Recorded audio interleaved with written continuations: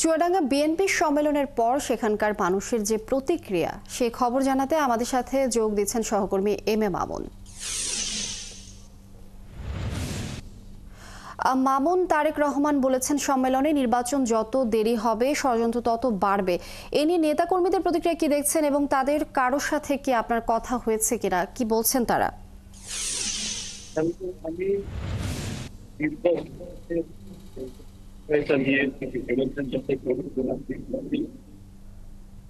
এই ধরনের কথা বলার পরেই সাধারণ সদস্য বিএনপির এবং যারা সাধারণ মানুষ তাদের যে প্রতিক্রিয়া যে নির্বাচন সবাই চায়।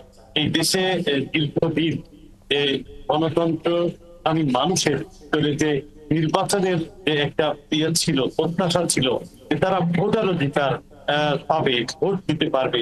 দীর্ঘ 16 বছরের ভিতরে যে নির্বাচন গুলো হয়েছে বিগত দিনের সরকারের সময়, সেই নির্বাচনে কিন্তু সাধারণ মানুষ সঠিকভাবে ভোট দিতে পারে এবং তারা ভোট কেন্দ্রে যাওয়ার আগেই তাদের ভোট হয়ে গেছে বলে তারা শুনেছে। তারা চায় যে এই সরকার আগামী দিনে আসবে নিরপেক্ষ নির্বাচন দিয়ে এবং যারা ভোটাধিকার ফিরিয়ে দেবে জনগণের, সেই ধরনের সরকারের প্রত্যাশা তারা গতকালকে যে ছিল সম্মেলন, সেই সম্মেলন শেষে বিএনপির এই চুয়াডাঙ্গা জেলায় প্রথম, দেশেরই প্রথম বলা চলে যে তারা নির্বাচনের মাধ্যমে কাউন্সিলরদের ভোটে তারা তাদের নেতা নির্বাচন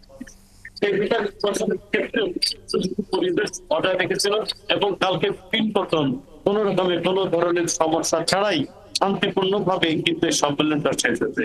এই সম্মেলনে যারা হাজির হয়েছিল কাউন্সিলরদের তারা সঠিক পন্থায় তাদের এবং সেই সঠিক পন্থায় আগামী দিনে জনগণের যে প্রত্যাশা এবং আকাঙ্ক্ষা, সেই আকাঙ্ক্ষা পূরণে কিন্তু এই ধরনের তাদের দায় দিতে পারে এবং বিএনপি সেই গণতন্ত্র প্রতিষ্ঠার ক্ষেত্রেই আগামী দিনে তাদের ভার গুছাবে। এবং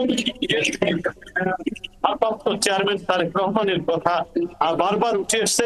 তিনি যে কথাগুলো বলেছেন, নেতাকর্মীদেরকে অবশ্যই জনগণ যেটা চায় সেই ধরনের কাজ তাদের করতে হবে, সেই আচরণ তাদেরকে, সেই আচরণে তাদেরকে থাকতে হবে। এমন কোন আচরণ। মামুন, ধন্যবাদ আপনাকে, যুক্ত থাকুন আপনি আমাদের সঙ্গে।